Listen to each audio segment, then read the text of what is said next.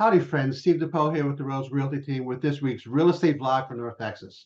Today, skyrocketing rent prices and what the heck is going on. So CoreLogic came out with released a study recently that said rent prices went up 6.6% over the same time last year. Okay, and that is, we're going to show you in a second here, how that's like a phenomenal number. I mean, huge. I mean, I don't mean great. I mean, a huge number compared to recent years and compared to recent months. So it's been a while since rent prices went up that much. Back in January of 2005, was the last time rents went up this much. You know, in a single month over month, year over year kind of perspective. Considering rent prices went up around 1.7% last year at the same time. 6.6% is phenomenal. That's almost, that's like 4 times what it went up, the year before. So that's an enormous number. And so what the U.S. Census Bureau is telling us is about 94.5% of all single-family homes right now are lived in, and that means that they're either lived in or being rented out. So there's not many vacancies that are out there. This compares to the same percentage last year at the same time, when that was about 93.7%. So single family, so there's a couple dynamics going on right now. So number one, the builders cannot keep up with demand. Number one. Number two, people are staying in houses longer, and they're not moving out, or not turning their current property into a rental property, as an example. The other thing that we have to kind of keep in mind, and this kind of gets lost in the sauce a little bit. If we remember at the beginning of COVID back in 2019, 2020, okay, the federal government, and the federal government is always here to help us. The federal government put a freeze on rents.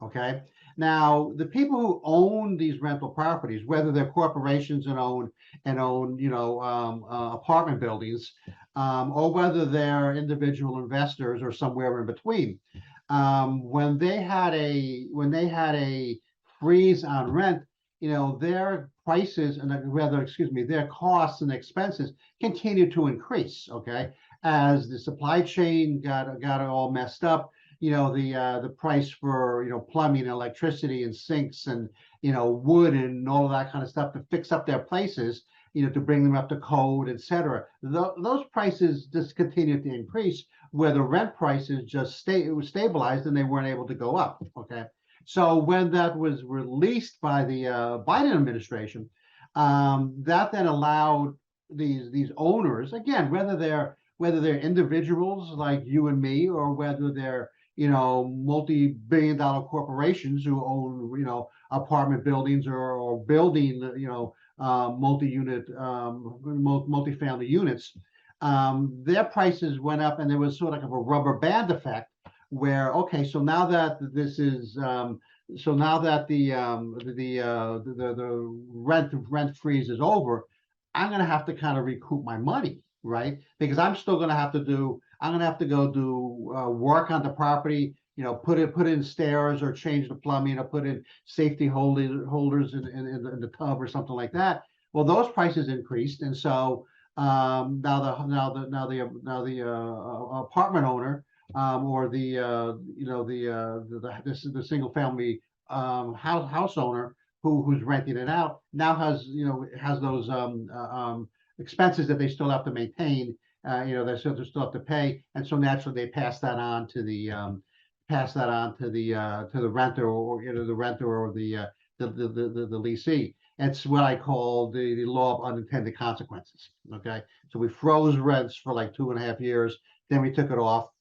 The money's going to be recouped someplace, and bam, rent prices went up 6.6%. Anyway, I hope that kind of gave you a little bit of information on rent prices throughout the country. It's probably a little bit worse here in North Texas because of our housing shortage, and because of the influx of people we get every year here, around 100,000 people move into the Metroplex every year, and so we continue to rise in terms of population, and in terms of housing remains basically static. So the price of housing and the price of rentals and all that kind of stuff is going to continue to go up. Next week, we're talking about aging in place. This is an interesting topic, considering what we just talked about and what we did the last couple of weeks about millennials and the cost of housing and that kind of jazz. So that's going to be interesting as well. Also, I hope you're tuning into my Real Estate Minute every Wednesday. I give you a little tidbit about what's going on in the real estate market. And I hope you're kind of tuning into that. If you need information about that, let me drop me a line and I'll give you that information. If not, I'm on Facebook with the group. It's a Facebook group called 1 Minute Real Estate. So tune into that.